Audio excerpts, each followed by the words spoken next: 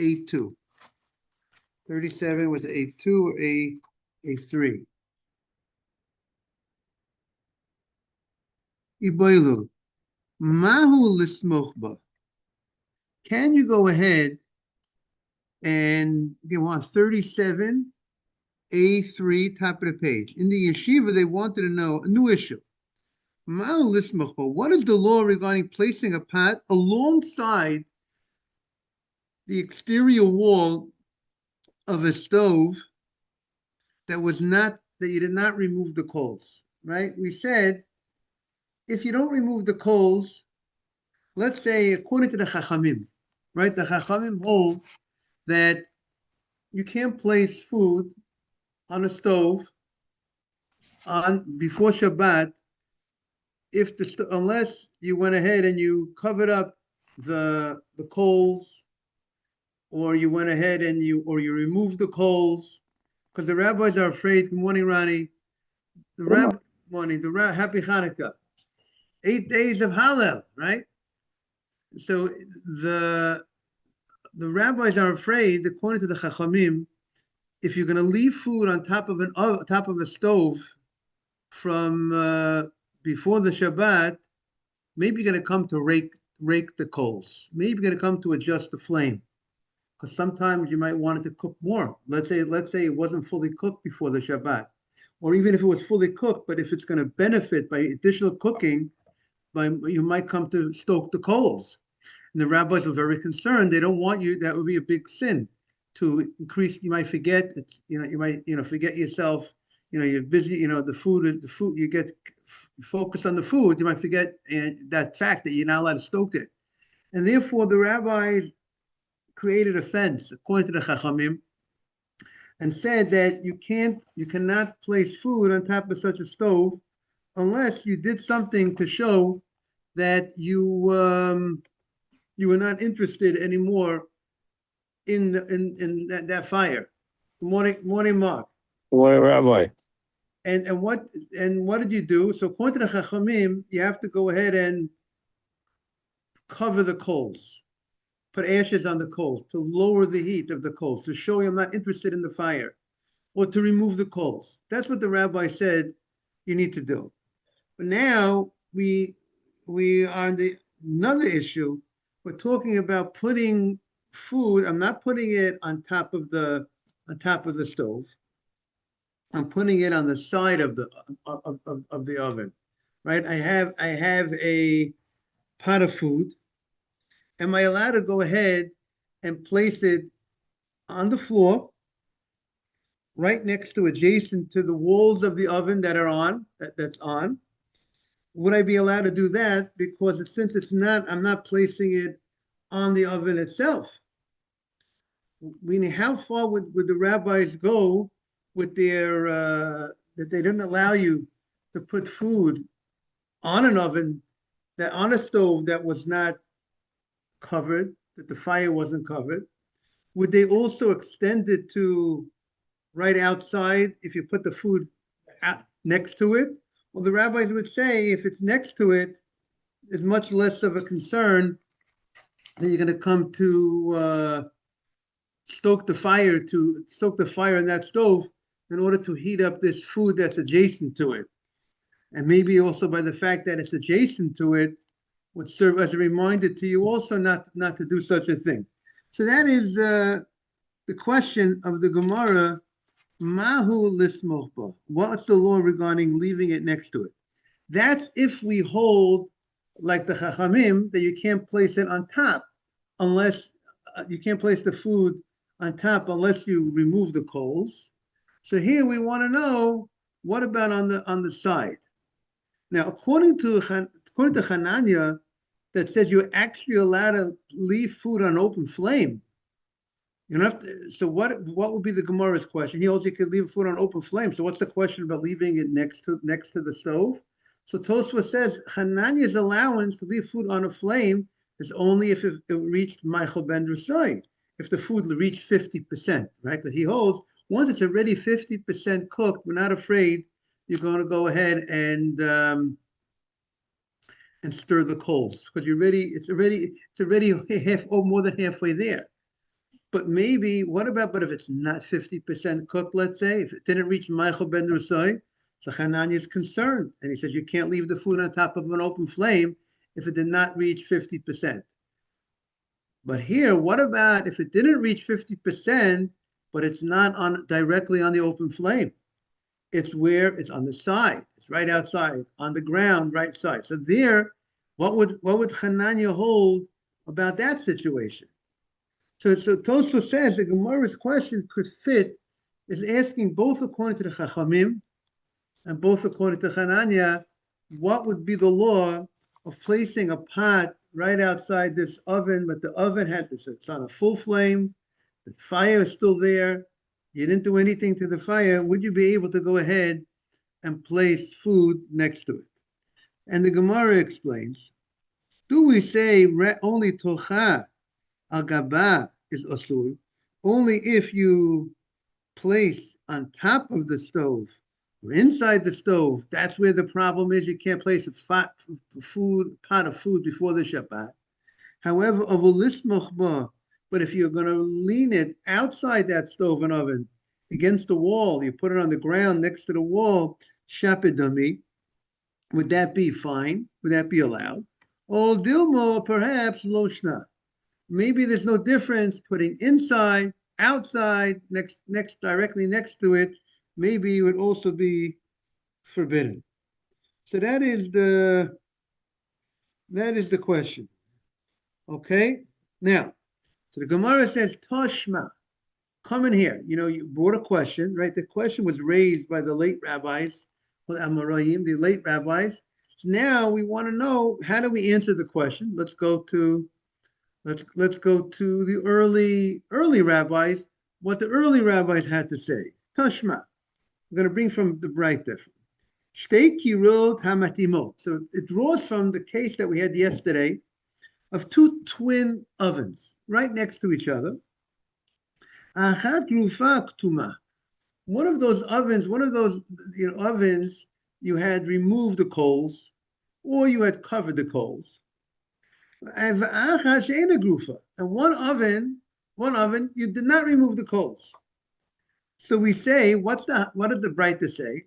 The oven that you did not remove the coals, you can't. If you didn't remove the coals, you can't put food on that. Which seems that Breita, good morning, Simon, that the Breita is wait to see you. That the Breita is going like the Chachamim in that aspect. You can't keep food on a stove, on open fire, even if it's 50% cooked. But the Breita states you could leave the food on the adjacent stove, which does not have where the coals have been removed. Now, that stove is directly next to the other stove. And because it's directly next to the other stove, so it's receiving heat from the other stove. So the Gemara is saying the fact that it's receiving heat from the other stove, it is just like the Gemara wants to suggest, as Mr. Haber would say, sometimes the case is different, the law is different, right? Like I always like to say about an apple and an orange, not always the case is different, the law is different, right? Sometimes you have a different case. This is an apple, this is an orange. They're not the same, but you say the same bracha. You say a boy creates an apple and orange. It's two different stories, but it's the same law. So so sometimes the different story is the same law, and some different stories is not the same law. So the Gemara was thinking, was drawing from this, I was thinking that this is the same law, that you would say that the same way it says over there, good morning, Ronnie, welcome back. The Gemara says that the same way you could leave food on stove number one, which is right next to the other stove, because the ovens are right, because even though this one you're receiving heat from the adjacent stove, right? The fact that you're receiving heat from the other one because they're right next to each other. Good morning, Asaf, and we allow you to leave it there. So we see from here, it seems to indicate, same thing is you would be allowed to go ahead and place your pot on the ground right next to that oven that's on, that oven that's on with where you didn't remove the coals. The same way you could go ahead and place your food in one on top of one oven that's right next to the adjacent oven, and it's receiving heat, right? So both the common denominator in both cases is that you're receiving heat. You're not directly on the flame because you wouldn't be able to leave your pot on the flame, but you're outside of it. One case you're on the ground, the pot of food is on the ground next to it, and one place the pot of food is on top of the oven, which is fire was removed next to the oven that the fire wasn't removed. But both cases, they're receiving heat from the adjacent area. And the same way we say by the two ovens, you can keep your food on top of that oven that the fire was removed, as long as, even though it's next to the oven that the fire wasn't removed. So the same thing should be by putting the pot on the ground next to that other oven. That's what the Gemara wants to suggest. So the Gemara says, even though this oven that you had removed the coals from, and the pot is receiving heat from the adjacent oven, you're allowed to go ahead and leave it there. We're not afraid you're going to come to stoke anything. So too, the Gemara says, if the two ovens are next to each other, you can leave food on one oven, even though it's receiving heat from the other oven. So too, you should be able to go ahead and put food down on the ground next to the oven that's on, because it's similar to the two ovens next to each other. That's what the Gemara wants. You hear, David, what the Gemara wants to say? Sounds like, Simon, a nice connection, right? This is what the Gemara is suggesting to answer the question. So the Gemara says, Dilma shiny at them. The Gemara said, listen, maybe it's not a good comparison. Maybe you can't draw the law from your case from the other case. Why? Because the cases are different, and maybe we have a reason to say that the law is different, right? The same way apples and pineapple, right? An apple, you make up money, bar pre-8. A pineapple or tomato, you make a bar pre-adama, right? Why? Because the cases are different and the law is different. Because this is we call it from a tree. The apples and the oranges that go from a tree, you may say a bar pre-8. But the pineapple and strawberries and tomatoes are adama from the ground. So the case is different, creates a different law. So the Gemara wants to say, maybe here also but why is the law different? Because there's a logical reason why it should be different, right? By the way, we're talking about ha'etz. It's always good to say all nuts are a ha'etz except a peanut.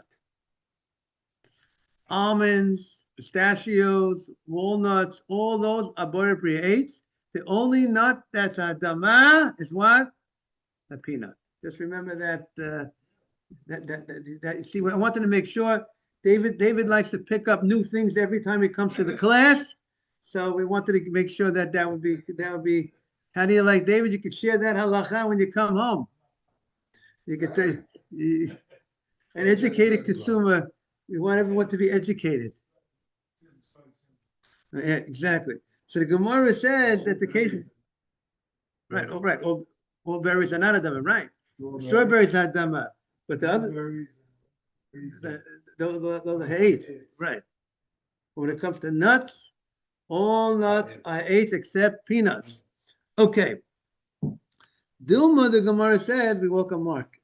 Dilma shiny hatam, we are on. We came to a new subject a little bit. It's related, but then maybe in honor of Mark, I'll just and right. We're going to say the answer, then I want to share in honor of Mark a little summary, something about what I saw about our discussion, what we had until now. We're on 37A3. 37A3. So the Gemara is on the left side. So the Gemara says, the bottom left side, maybe over there is different. Why maybe it's different?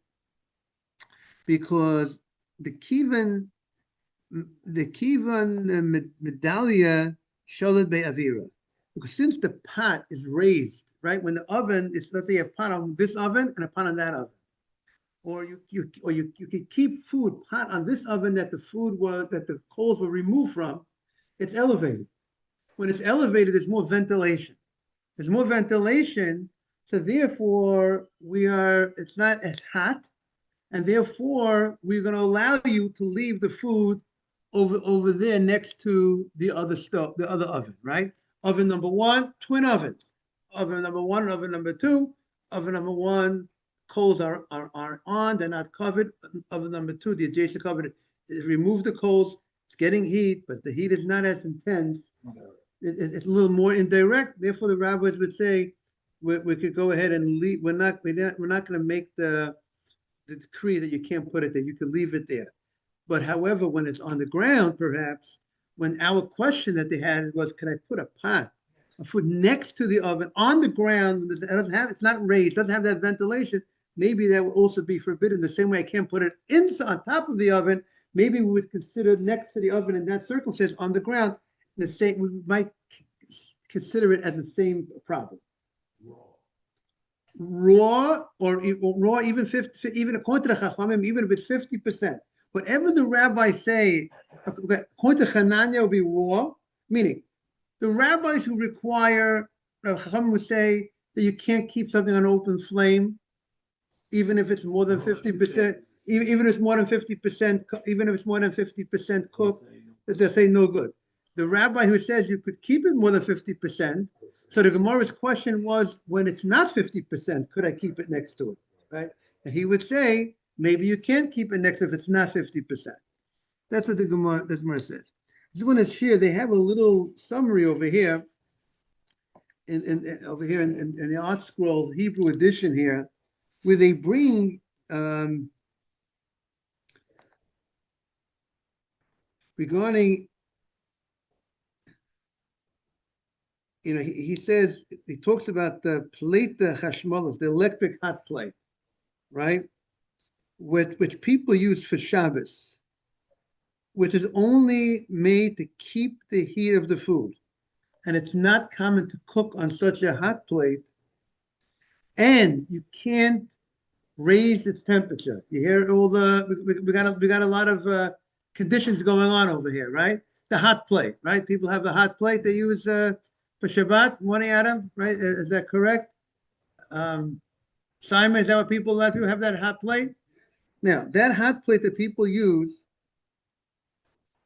that it's only there to keep the heat, and you don't usually cook on that hot plate, and you can't raise the temperature. It has like one setting, right? Not that a hot plate has many. The hot plate has one setting, on or off, so to speak.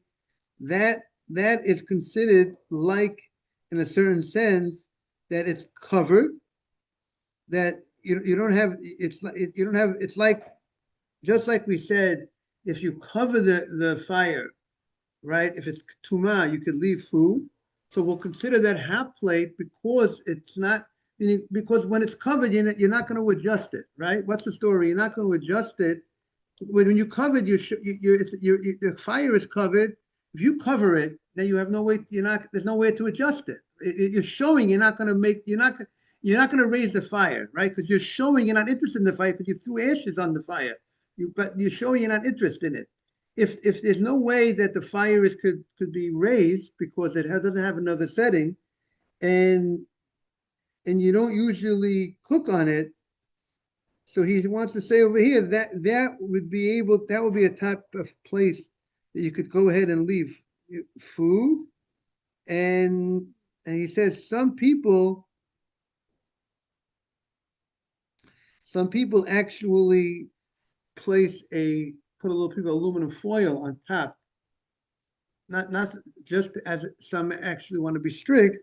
They actually, because they want to show some sort of recognition that it's Shabbat. I can't or remind me about certain things. Not to do anything. Okay, get back in our Gemara. We are on 37A3 on the right side. Tashma. We're going to try to bring another answer to our question. The Amar of Safra. So again, the question is, Adam, can I take a pot? Let's say according that pot of food before Shabbat, put it right next to us, an oven on the floor next to an oven that's on. Even though I can't put it on top of that oven that's on, but could I put it next to the oven? That's the question of the Gemara. Is there a difference? Would we say the law is different? The Omer Rav Safra said, Omer Rav Chia, Ketama. If you went ahead and you covered the coals with ashes, right? I covered the coals with ashes, which is a great thing. But now I'm showing, that's what we said. If you want to go ahead and place food before Shabbat on a stove, you have to make sure, even according to the Chachamim, you have to go ahead and you have to make sure you either make sure you have to remove the coals before Shabbat so you won't come to stoke it, or if you cover the coals with ash, you're showing that you're not interested in that fire, and that also would serve, and you can leave food on the food there. But Ketama, you went and you did that, but you know what happened? Then a fire came back. You put some ash on it. You showed you weren't really interested in the fire, but then nitlabsa, the fire came back, and obviously, now it's the fire is a nice real fire. Now, how do you? And now it's Shabbat, and right now it's still before Shabbat. It's before Shabbat. I'm sorry, it's before Shabbat. It's before Shabbat. What can I go ahead and now put food next to the wall of that oven? The fire is on. Outside? The fire is on. Now, can I put the food outside? Can I now place food outside this oven? So it says, Somchin la. I could go ahead and place food outside this oven.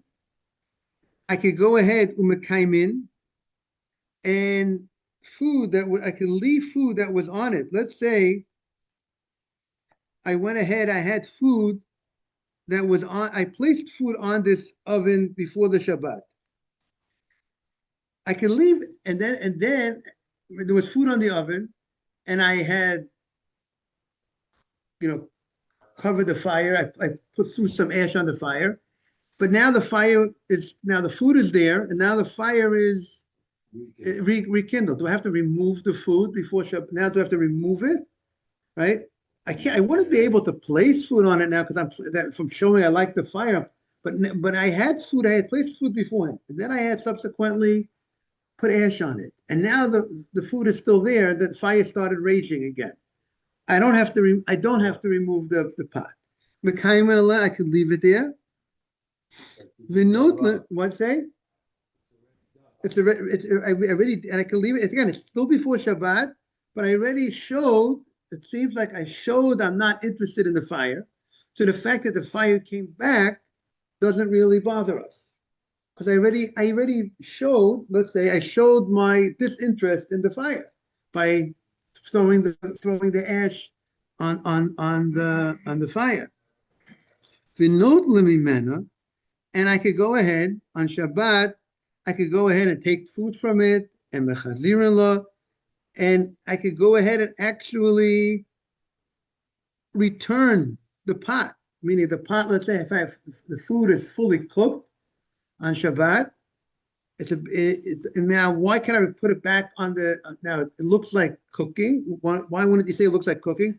Because it's probably the logic would be because I already showed I'm not interested in this fire, so maybe that's why it's not looking like I'm doing active cooking, because it's already cooked. I already showed that I'm not interested in this fire. But here's a chidush, you can actually put food back on it. Shmamina, we see from here that lismoch, even to place the pot next to this oven, it only allowed me to do that because I already showed this interest in this fire. Because I had covered I had put ashes on the fire. You put ashes on the fire, you could actually put food in the oven. Why is it not a question? Again, if I put ashes in the oven, right. And we're holding like, instead if it's half cooked, you can put it in the oven. Hananya holds if it's half cooked, you can actually put it on top of the fire. And the Gemara's question according to Hananya was if it's not half cooked. Yeah.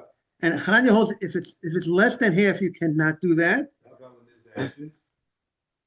When ashes, let's say everybody would hold you can leave the food. You can put food. So, Cabo home, if I could put it in with ashes, why are you talking about outside? Right. So Hananya would say the question outside is when it didn't reach 50%. Meaning, even though Hananya says that you can leave food on top of a fire on Shabbat, when does he allow you to leave food before Shabbat? If it's 50%. But let's say it's 20%, he will not allow you. But what about if it's 20%, but it's outside? That's the question, according to Hananya. So the Gemara is saying, no one holds you put it inside if you put out the fire under 50%. if it's under 50%, no one. 1 second. If the fire is out or the fire is not out, what's the case? Okay, if you covered it, you should be allowed to. Meaning, if I have a fire before Shabbat, right, and I have food that's raw, if it's covered, it should not be any problem because I'm showing I'm not interested in the fire because I covered it. The same way, if I remove the coals, you could leave food on top of. The same way you could put Shabbat. If you have a blech, you could put raw food. Right, exactly, same thing, exactly. Because it's already, I showed him, I'm not gonna, because what's the concern? I'm not gonna change the fire. Right, but here also, the Gemara wants to say, we only allow you to put this pot of food next to this oven if you had originally showed, I'm not interested in the fire. I originally showed, I'm not interested in the fire, and then and then it happened by itself. The fire came on, right? So therefore they'll only allow us, the Gemara is saying, that I have a right to put food is only when I originally showed disinterest in this fire by originally throwing ashes and covering up the fire.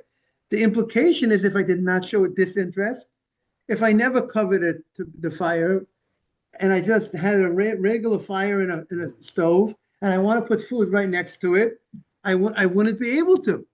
So that's what the Gemara wants to infer. Shma mina lismoch, even if it comes to leaving food next to the pot, the oven, nami only kitama in. Only if because I already showed I'm not interested, I threw the ashes on it first, then I'm allowed to place food next to it because even though the fire went on by itself. But in low katama, if I did not go ahead and show disinterest, I didn't go ahead and cover the fire originally with ash, I would not be able to put a pot next to it. So, because the fact that Rav Chia teaches that you're allowed to place a food pot next to the walls of the oven, even though it reheated, the fire went on, shows you that if you did not, if you did not have originally placed the ashes, you would not be able to do that. So that's what the Gemara wants to show. The Gemara shoots back. It's not a proof. You can't prove your case from this story. Why not? L'tameich, this writer states the following. It says notlin mimena diktani. It says this oven that you went ahead and you had covered the coals, and then subsequently, what happened? The fire went back on, right? And the fire went back on, and you say you're allowed to go ahead and take off food on Shabbat from this oven, right? What was the story of the oven? You covered the coals, and then now you want to go ahead and take off food on Shabbat, and then the fire went back on. Now you want to take off food from that oven on Shabbat. So you tell me you could take, the writer tells you know what, you could take off food. Now isn't that obvious? The Gemara says you're telling me the only are you only allowed to take off food from that oven because you had covered it to begin with? The Gemara says meaning even the Gemara says, "Notlin menediktani ketame en," only because I covered it with ash, I'm allowed to go ahead and take off food from this oven to begin with. Lo ketama lo, if I did not co- the pot itself, the oven itself, even if I would not have, if even I would not have put ashes on it to begin with, in order to take food from an oven on stove on Shabbat, if let's say a person left food on a open fire, right? Now we had to have had proper conditions to leave food on open fire before Shabbat. You're allowed to go ahead if you have the right to leave food on the open fire before Shabbat. Let's say the food was fully cooked and it's not benefiting from increased cooking. You could take that off the fire. You could take that off. So this, how would you explain? It doesn't require the removal of the covering of ashes in order to remove the pot from. I mean, you're making an inference by the fact that it said that you had covered it with ash, and then subsequently the fire went on when it came back on, and you want us, and then we allow you to put a pot next to it. That teaches you that it has to have had been covered first in order for us to allow you to place a pot next to it. That's what the Gemara wanted to infer. But that inference would not be, but the fact that we see that condition of covering the fire with ash is not a prerequisite for some other law that was stated in that Braita, so too it's not a prerequisite for this law that's stated in the Braita. There's multiple laws that state in this Braita. There's a law that states that you have to go, that you're allowed to place a pot on the ground next to this stove. There's a law that states you could take food from this, you could take the pot off on the Shabbat. Those two laws, are they both? Now we know the law of removing food on Shabbat is not always dependent on having originally covered the fire to begin with, because there are situations that you can remove food from a fire on Shabbat even if you had not originally covered it with ash. So the same way that law is not necessarily specific for only dependent on the covering of the ash, so to this law is not. And the Gemara wants to say, Ella, how do you explain what is the purpose of stating the law that you have a right to you take off food on the Shabbat from this oven? Notlin mishum marzirim, because we want to. The reason why we make the statement that you take off on Shabbat, because it's the only reason I'm telling you could take off. Of course you could take off. That's not I'm telling you could take off because I want to tell you a chidush. It's like an introduction so that you could take off this pot and you actually can return this pot. You could pick up the pot from this oven, this stove, that the fire went back on, but you originally covered it, but now I'm giving you this big chidush that you can actually put it back on the Shabbat. It's totally cooked. I could put it back on the Shabbat because it's not looking like cooking because I already covered it, or had originally covered it. So too, Hachina. It could be right because it's totally cooked. Because if someone was to walk by and see the oven, right. It's a big, like cooking. Right. It does look to the. My intention was to give up the fire. Right. So I'm showing that. Is my intention matter more that I gave up the fire, or this looking? Because it looks like this guy's cooking. If I walk over after the fire reignites, he put food in an oven with fire on it. What do you mean? Right.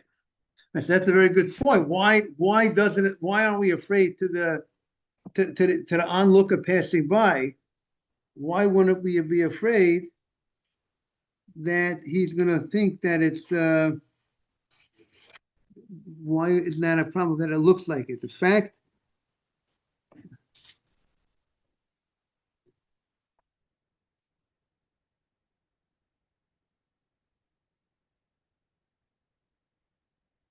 let's see if any of the commentaries over here say anything. Oh, how do you like that? The Moshe Feinstein is the question. Good company. How are you permitted to, here, I'm reading it. How are you permitted to put it back? It looks like you're cooking because the ashes had reignited because the ashes had left, the ashes that you had covered it is no longer.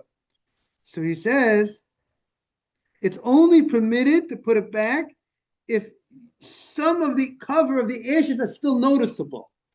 The fire came back, right? What happened? You had before Shabbat, you covered the fire with ash. And then as time went on, it reignited. But you still see some of the ashes that you put on it because see the remnants are still there. So therefore, You have a fire this big, and I put ashes on all of it, and this side still has the ash on it, but this side. right, right, that's why it's not doesn't look like the cooking process. But if it doesn't look at all, that if it looks like the ashes are totally gone, then it should be forbidden to put it back on that, to put back the pot. Right. How do you like that?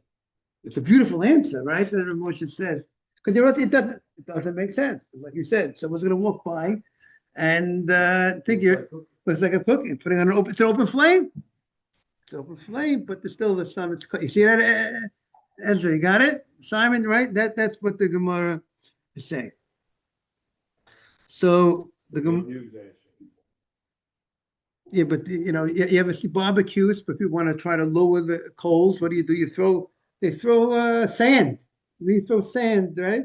Sand that's our ash to cover the.